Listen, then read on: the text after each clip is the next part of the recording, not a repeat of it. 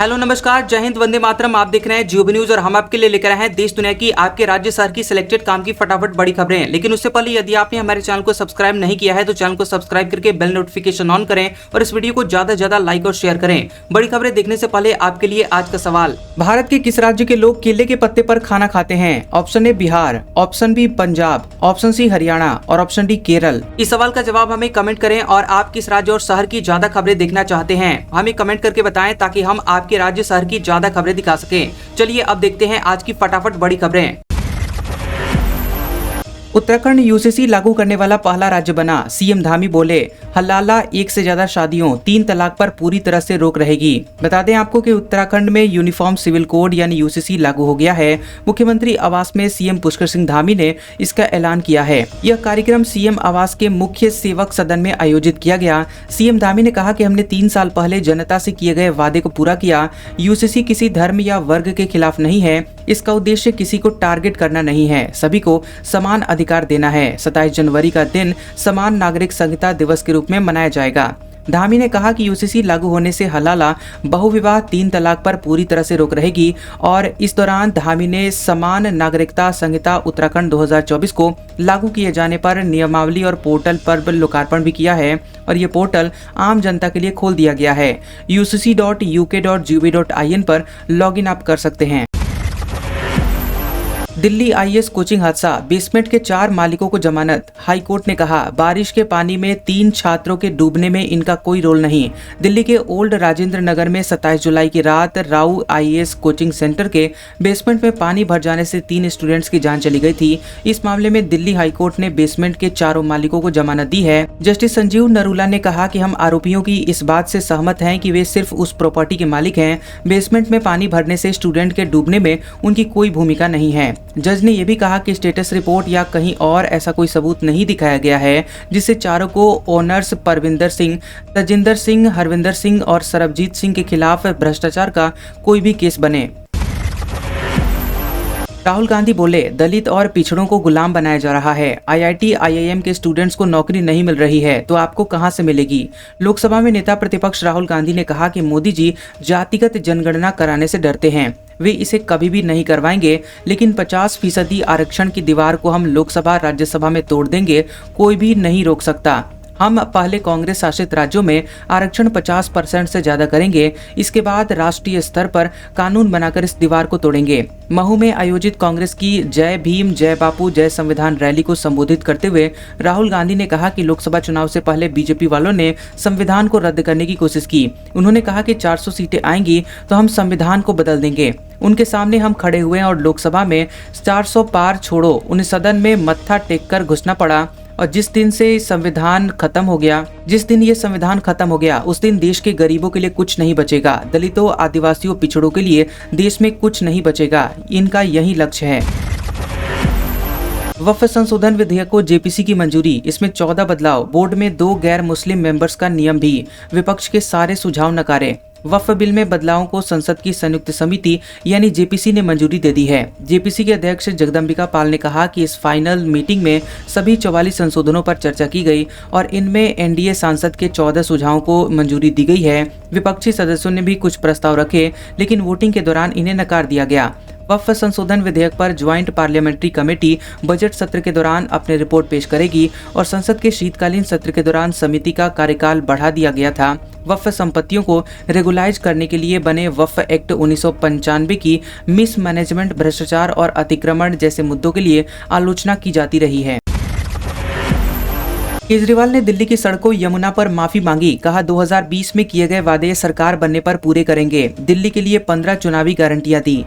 आम आदमी पार्टी ने दिल्ली के लिए पार्टी की 15 गारंटियों का ऐलान किया है। पार्टी संयोजक अरविंद केजरीवाल ने 2020 में किए गए यमुना की सफाई, यूरोप की तरह दिल्ली की सड़कें और पानी की सप्लाई का वादा पूरा नहीं कर पाने पर माफी मांगी है। केजरीवाल ने कहा कि आज कबूल रहा हूं कि पिछले 5 साल में ये वादे पूरे नहीं कर पाए। 2.5 साल कोरोना चला, इसके बाद केंद्र सरकार जेल का खेल खेला, मेरी सारी टीम बिखर गई, लेकिन अब हम सारे जेल से बाहर आ गए हैं। मेरा सपना है कि दिल्ली में तीनों काम हो। अगले 5 साल में ये काम हम पूरी करेंगे। हमारे पास फंड भी है और इसके लिए प्लान भी है।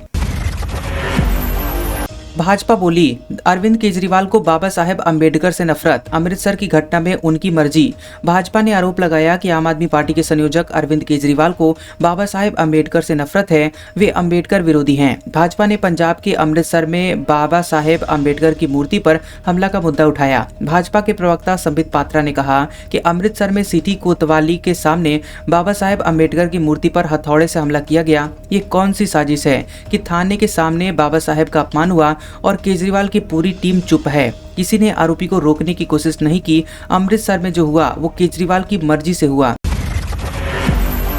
कोलकाता रेप मर्डर के पीड़ित पेरेंट्स दोषी की फांसी नहीं चाहते, बोले हमारी बेटी की जान गई, इसका मतलब ये नहीं कि संजय की जान चली जाए। कोलकाता में मेडिकल स्टूडेंट से दुष्कर्म और मर्डर के मामले में दोषी संजय राय की पीड़ित परिवार फांसी नहीं चाहता है। पीड़ित के माता पिता की वकील गार्गी गोस्वामी ने कलकत्ता हाईकोर्ट से कहा कि हमारी बेटी की जान गई है, इसका मतलब ये नहीं है कि संजय की भी जान चली जाए। सियालदह कोर्ट ने संजय रॉय को 20 जनवरी को उम्र कैद यानी मरते दम तक जेल की सजा सुनाई थी और 50,000 रुपए का जुर्माना लगाया था।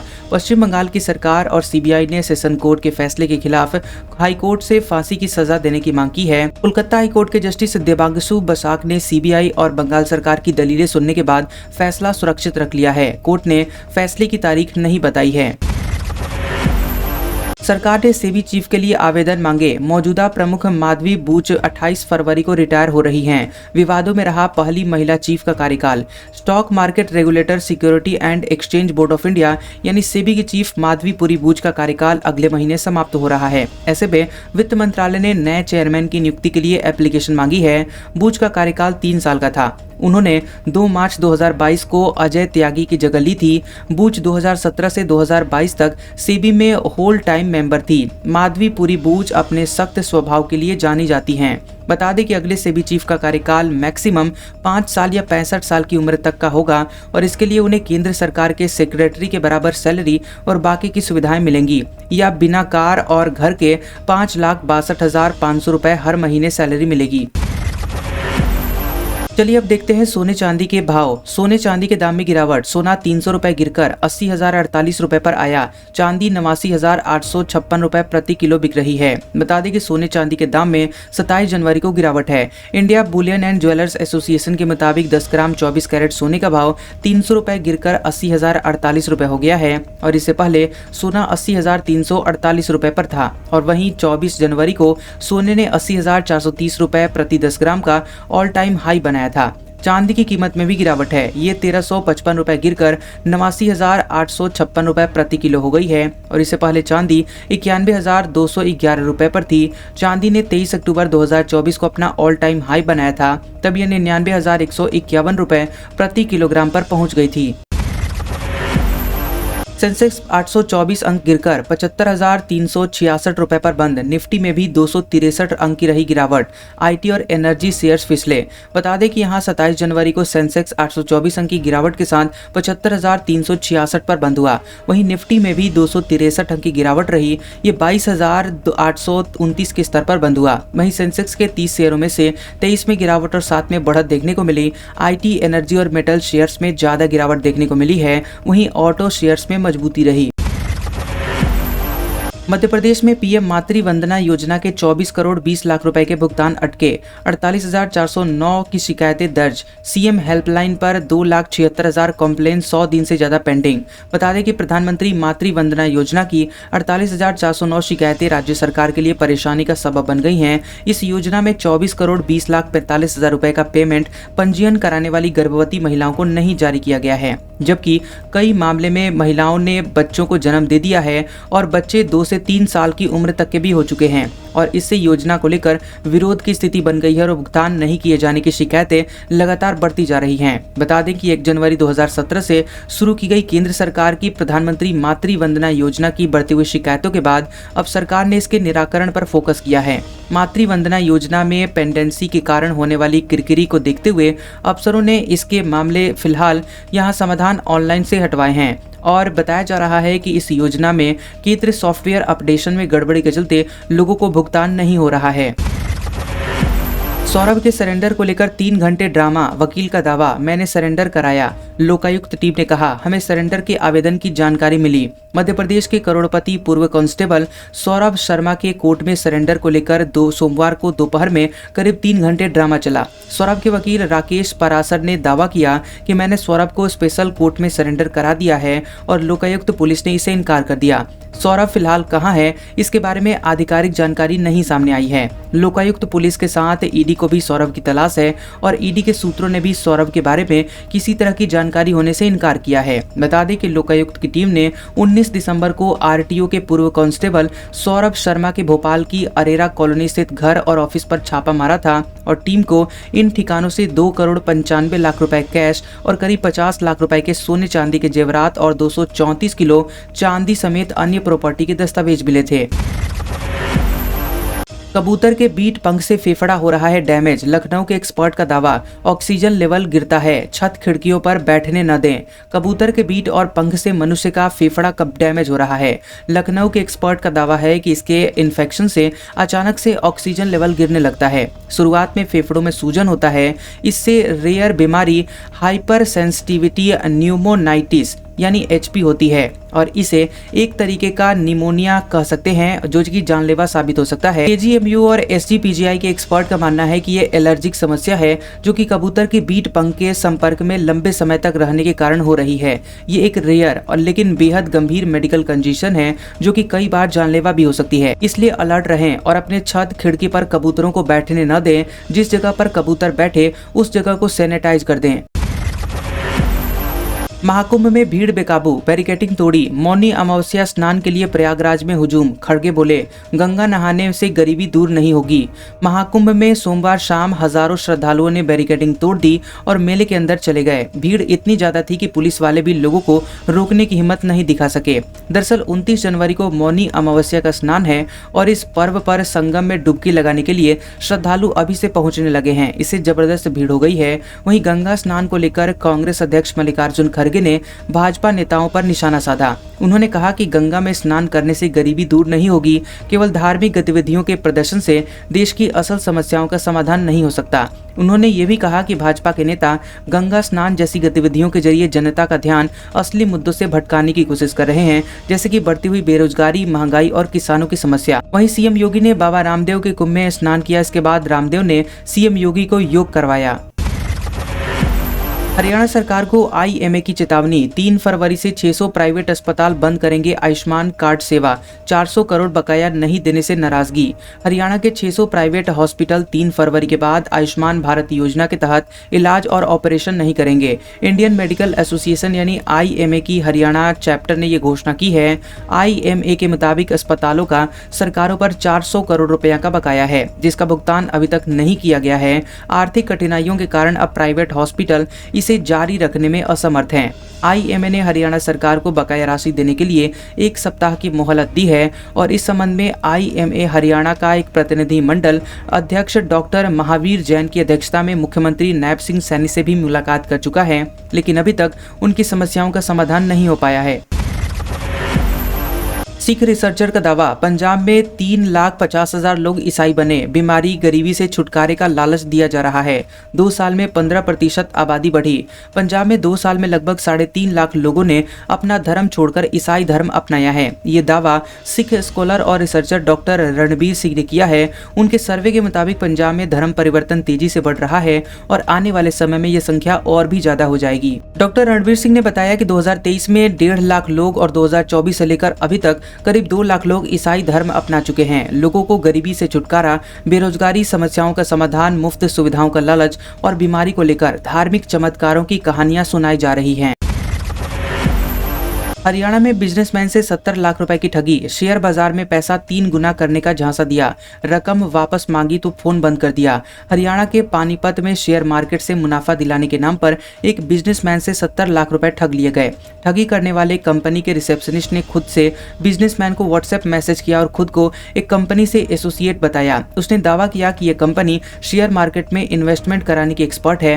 वहीं उद्यमी ने बातों में आकर शेयर मार्केट के बारे में सीखने और इन्वेस्टमेंट करने में दिलचस्पी दिलचस्पी दिखाई। इसके बाद उद्यमियों को एक ग्रुप में जोड़ा गया जहां उसे कुछ दिनों में पैसे 3 गुना करने का लालच दिखाया गया। वहीं कंपनी की ओर से उक्त रिसेप्शनिस्ट ने 47 दिन में उद्योगपति से शेयर बाजार में इन्वेस्टमेंट कराने के नाम पर अलग अलग खातों में 70 लाख रुपए डलवाए। इसके बाद जब उद्यमी को शक हुआ तो उसने पैसे मांगे। इस पर रिसेप्शनिस्ट ने अपना फोन नंबर ही बंद कर दिया। पश्चिम भारत का पहला हड्डी बैंक अहमदाबाद में। अब शरीर में किसी जगह हड्डी लगवाने के लिए दूसरी जगह से हड्डी निकलवाने की जरूरत नहीं पड़ेगी।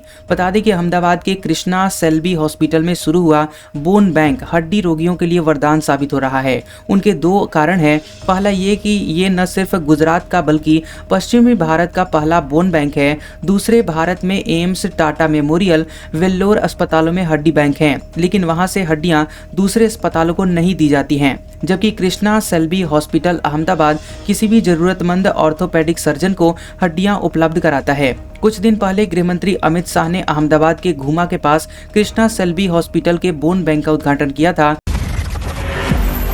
अयोध्या में 20 लाख राम भक्त, भीड़ में फंसकर 2 की जान गई। अफसरों के छूटे पसीने, बाराबंकी में लोग रोके जा रहे हैं। 15 लाख श्रद्धालु काशी पहुंचे।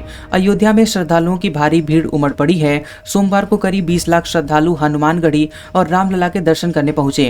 राम मंदिर के आसपास की हर गली चौराहा राम भक्तों से पट गया। जिधर देखो लोगों का हुजूम नजर आ रहा है। वहीं मौनी अमावस्या को देखते हुए ये भीड़ और भी बढ़ सकती है। बता दें कि दोपहर करीब 12 बजे रामलला के दर्शनार्थियों की कतार में एक महिला गिर पड़ी। पुलिस उसे अस्पताल ले गई मगर उनकी सांसें थम चुकी थी।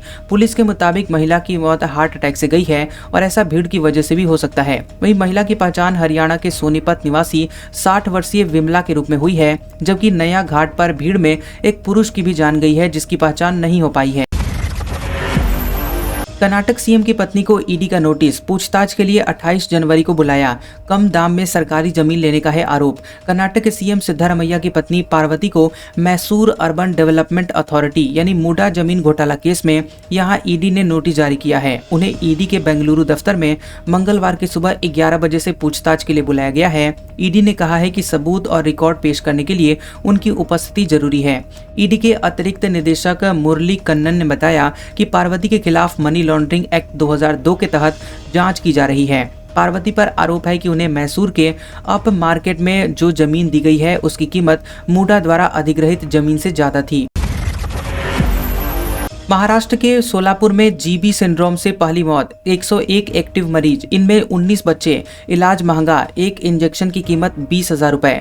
महाराष्ट्र के सोलापुर में गुइलेन बैरे सिंड्रोम यानी जीबीए से पहली मौत की बात सामने आई है। हालांकि इसकी आधिकारिक पुष्टि नहीं हुई है। स्वास्थ्य विभाग ने बताया है कि शख्स पुणे में काम करता था और अपने घर सोलापुर गया था। उसके गुइलेन बैरे सिंड्रोम से पीड़ित होने का संदेह था। वहीं महाराष्ट्र स्वास्थ्य विभाग के मुताबिक 26 जनवरी तक जीबीएस के 101 एक्टिव मरीज हैं और इसमें पुणे से 81 मरीज, पिंपरी चिंचवाड़ से 14 और 6 मरीज अन्य जिलों से हैं। इनमें 68 पुरुष और 33 महिला मरीज हैं। पुणे में 16 मरीज वेंटिलेटर पर हैं। बता दें कि पुणे में 9 जनवरी को अस्पताल में भर्ती मरीज जीबीएस पॉजिटिव आया था। ये पहला केस था। अब पुणे में एक्टिव मरीजों की संख्या 101 हो गई है और इनमें 19 मरीज 9 साल से कम उम्र के हैं। वहीं 50 से 80 साल की उम्र वाले 23 मरीज हैं। अमित शाह ने महाकुंभ में डुबकी लगाई, अक्षय वट के दर्शन किए, संतों के साथ भोजन किया। योगी को रामदेव ने योग करवाया। केंद्रीय गृह मंत्री अमित शाह महाकुंभ पहुंचे और डुबकी लगाई। उनके साथ सीएम योगी, जूना अखाड़े के महामंडलेश्वर अवधेशानंद गिरी और योग गुरु बाबा रामदेव ने भी संगम में स्नान किया। योगी और संतों ने शाह पर पानी डाला। वहीं करीब 10 मिनट तक संगम में स्नान किया। शाह को संतों ने मंत्रोच्चार के बीच आचमन कराया। इस दौरान सीएम योगी ने रामदेव के साथ योग किया। स्नान के बाद शाह ने संगम पर परिवार के साथ पूजा की। इसके बाद शाह अक्षयवट पहुंचे और यहां से स्वामी अवधेशानंद के आश्रम में भी पहुंचे और भोजन किया। शाह के साथ उनकी पत्नी सोनल शाह, बेटा जय शाह, बहू ऋषिता, दोनों पोतियां और नवजात पोता भी महाकुंभ आए। सुप्रीम कोर्ट बोला, देश में सांप के एंटी वेनम की कमी, दुनिया में सालाना 58,000 लोगों की जान जा रही है। केंद्र राज्यों से बात करे, ये मुकदमेबाजी का मसला नहीं। सुप्रीम कोर्ट ने सांप काटे जाने से मरने वाले लोगों की संख्या के मामले में बढ़ोतरी पर केंद्र सरकार से जरूरी उपाय करने को कहा है। केंद्र ने कहा है कि सरकार राज्यों के साथ मिलकर सांप काटने के बाद सही इलाज उपलब्ध कराने के लिए कुछ करे। जस्टिस BR गवई और जस्टिस SVN भट्टी की बेंच ने एक याचिका पर सुनवाई करते हुए ये टिप्पणी की। याचिका में कहा गया है कि दुनिया भर में सांप काटने से सबसे ज्यादा लोगों की जान भारत में ही जा रही है और यहाँ हर साल तकरीबन 58,000 लोगों की जान सांप काटने से जा रही है। वहीं सांप के जहर के एंटी वेनम की कमी की वजह से देश पब्लिक हेल्थ क्राइसिस का सामना कर रहा है। बेंच ने केंद्र की ओर से पेश वकील से कहा कि आप राज्यों का सहयोग ले सकते हैं क्योंकि ये समस्या पूरे देश में है। सभी राज्यों के साथ बैठक करके मामले में कुछ करने की कोशिश कीजिए, ये मुकदमेबाजी का मसला नहीं है। दावा, बांग्लादेशी सेना में तख्ता पलट की साजिश, कट्टरपंथी अफसरों का भारत समर्थक आर्मी चीफ को हटाने का प्लान, इसमें पाकिस्तान भी शामिल। बांग्लादेश में पूर्व प्रधानमंत्री शेख हसीना के बाद अब वर्तमान सेना प्रमुख जनरल वकार उज जमान के तख्ता पलट की भी साजिश रची जा रही है। इकोनॉमिक टाइम्स की रिपोर्ट के मुताबिक बांग्लादेशी सेना के लेफ्टिनेंट जनरल मोहम्मद फैजूर रहमान सेना की बागडोर संभालने की तैयारियों में जुटे हैं और इस साजिश में कई कट्टरपंथी अफसर भी शामिल हैं। फैजूर रहमान ने पिछले हफ्ते ढाका में पाकिस्तान की सीक्रेट एजेंसी ISI के प्रमुख और उसके प्रतिनिधिमंडल से बातचीत की थी। इसके साथ ही वो बांग्लादेश की खुफिया एजेंसी DGFI से समर्थन जुटाने की कोशिश करते हैं। वकार उज जमान को पूर्व प्रधानमंत्री शेख हसीना और भारत का समर्थक माना जाता है। उन्होंने 5 अगस्त को तख्ता पलट के बाद शेख हसीना को बांग्लादेश से निकालने में मदद की थी, जबकि इसके उलट मोहम्मद फैजूर रहमान अपनी कट्टरपंथी सोच और पाकिस्तान समर्थक रुख के लिए जाने जाते हैं। 15 महीने बाद उत्तरी गाजा में लौट रहे फिलिस्तीनी, इजराइल ने दी इजाजत। अक्टूबर 2023 में 10 लाख लोगों ने इलाका खाली किया था। इजराइल ने 15 महीने बाद हजारों फिलिस्तीनियों को गाजा के उत्तरी इलाके में लौटने की अनुमति दी है। इसके बाद से हजारों लोग अपने घरों की तरफ लौटने लगे हैं। सीज फायर डील के तहत ये तय हुआ था कि इजराइल 25 जनवरी से उत्तरी गाजा में फिलिस्तीनियों को लौटने की अनुमति देगा। हालांकि इजराइल हमास के बीच विवाद की वजह से इसमें 2 दिन की देरी हो गई। दरअसल इजराइल का आरोप था कि हमास ने आखिरी वक्त पर एक बंधक को नहीं रिहा किया। हजारों की तादाद में फिलिस्तीनी कई दिनों से सीमा पार करने का इंतजार कर रहे थे। जैसे ही इजराइल की सहमति मिली, हजारों लोग नेत जारी कॉरिडोर से गाजा के उत्तरी हिस्से की तरफ बढ़ने लगे। चलिए अब देख लेते हैं अगले 24 घंटों के दौरान देश भर में कैसा रहेगा मौसम। अगले 24 घंटों के दौरान देश के अधिकांश हिस्सों में मौसम शुष्क रहने की संभावना है। वहीं 29 जनवरी से पश्चिमी हिमालय क्षेत्र में छिटपुट बारिश और बर्फबारी हो सकती है। 29 जनवरी से सिक्किम, असम, मेघालय, अरुणाचल प्रदेश में हल्की बारिश होने की संभावना है। 29 और 30 जनवरी से दक्षिण प्रायद्वीपीय राज्य तमिलनाडु, केरल, दक्षिण कर्नाटक और आंध्र प्रदेश के कुछ हिस्सों में बारिश बढ़ सकती है। वहीं पंजाब, हिमाचल प्रदेश और राजस्थान के कुछ हिस्सों में शीतलहर की स्थिति बन सकती है। उत्तर प्रदेश, ओडिशा, बिहार और पूर्वोत्तर भारत के कुछ हिस्सों में रात और सुबह के समय घना कोहरा छाने की संभावना है। आज का सुविचार, APJ अब्दुल कलाम ने कहा था, यदि आप सूर्य की तरह चमकना चाहते हैं तो पहले सूर्य की तरह जलना सीखिए। कैसा लगा ये वीडियो हमें कमेंट सेक्शन में जरूर बताएं। वीडियो पसंद आया हो तो वीडियो को लाइक और शेयर करें और ऐसे इंटरेस्टिंग वीडियोस देखने के लिए हमारे चैनल GOB न्यूज को सब्सक्राइब करें और बेल आइकॉन को दबाएं। और हमारे ओल्ड और लेटेस्ट वीडियोस देखने के लिए हमारे प्लेलिस्ट और कम्युनिटी टैब को जरूर चेक करें। तो मिलते हैं अगले वीडियो में, तब तक के लिए आपका शुक्रिया।